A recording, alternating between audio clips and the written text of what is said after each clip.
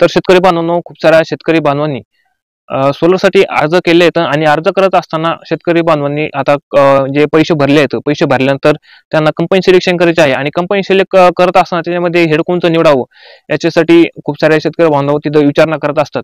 आज आपण पाहणार आहोत की 5 HP साठी ड्रीप जर असेल तुमचं तर ड्रीप साठी कोणतं हेड तिथं निवडलं पाहिजे. आपण ऑलरेडी 3 HP चा व्हिडिओ तिथे बनवलेला आहे, तो आपल्या चॅनलवरती अपलोड केलेला आहे, ते तिथे जाऊन पाहू शकता. जर तुम्हाला जर 3 HP चा पंप असेल आणि त्याच्यासाठी हेड वगैरे कोणतं निवडायचं ड्रिपसाठी तर व्हिडिओ आपण बनवलेला आहे, ते आपल्या चॅनलवरती जाऊन पाहू शकता. आता 5 HP साठी पाहणार आहोत की 5 HP चा पंप जर असेल आणि तुम्हाला जर ड्रिपवरती जर तुम्हाला पाणी वगैरे क्षेत्राला जर द्यायचं जर असेल तर तुम्ही किती हेडचा किती टेजची तुम्हाला मोटर तर निवडण्याची गरज आहे. कारण योग्य तिथं डिस्चार्ज वगैरे तुम्हाला भेटण्याची खूप आवश्यकता असते. कारण जर तुम्ही जर चुकीचं जर हेड जर निवडलं तर तुम्हाला तिथे पाणी कमी भेटणार आहे. तर शेतकरी बांधवांनो, जर तुम्हाला जर 5 HP चा जर पंप मंजूर झाला असेल आणि जर तुम्हाला जर ही मोटर ड्रिपवरती जर चालायची असेल, ड्रिपवरती जर तुम्हाला जर पाणी द्यायचं असेल तर तुम्हाला तिथे बोरची खोली किंवा विहिरीची खोली किंवा तुम्हाला किती लांब अंतरावरती पाणी न्यायचं आहे याचा सुद्धा तुम्हाला विचार तिथे करावा लागणार आहे. तर तुमचा बोरवेल हा 100 फुटापर्यंत असेल किंवा विहीर तुमची 100 फुटापर्यंत असेल, 110 फुटापर्यंत जर असेल किंवा 120 फुटापर्यंत जर असेल तर याच्यामध्ये तुम्ही 708 तुमचा जो ड्रीप वगैरे आहे बोरपासून तुमची 700, 800 किंवा 1000 फुटापर्यंत जर असेल तर तुम्ही जी आहे तो 30 मीटरचा पंप तिथे निवडला पाहिजे.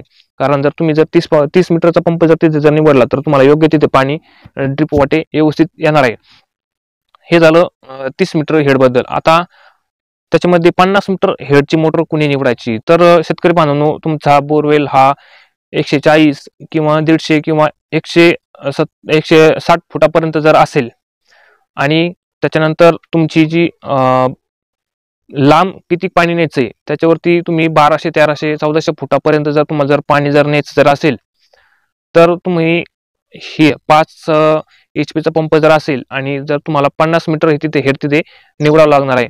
जर तुमचा बोरवेल किंवा विहीर 140 किंवा 150 किंवा 160 फूट असेल आणि त्याच्यानंतर तुमची जी लांब तुमच्या बोरपासून तर जे ठिबक वगैरे आहे त्याची जर लांबी 1200, 1300 किंवा 1500 फुटापर्यंत असेल तर तुम्ही 50 मीटरचं निवडू शकता.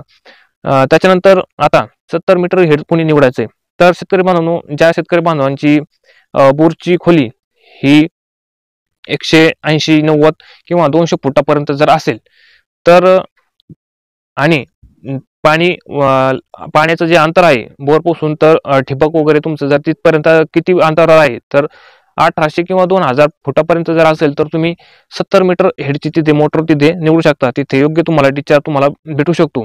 तर शेतकरी बांधवांनो, अशा पद्धतीने तुम्ही योग्य टेजची मोटर तिथे निवडू शकता. तर शेतकरी बांधवांनो, या व्हिडिओमधली तुम्हाला कुठल्याही प्रकारचं जर व्हिडिओमधली माहिती समजली नसेल किंवा याच्या व्यतिरिक्त जर तुम्हाला जर वेगळी माहिती जर याच्या विषयी जर माहिती असेल तर व्हिडिओच्या कमेंट बॉक्समध्ये कळवू शकता.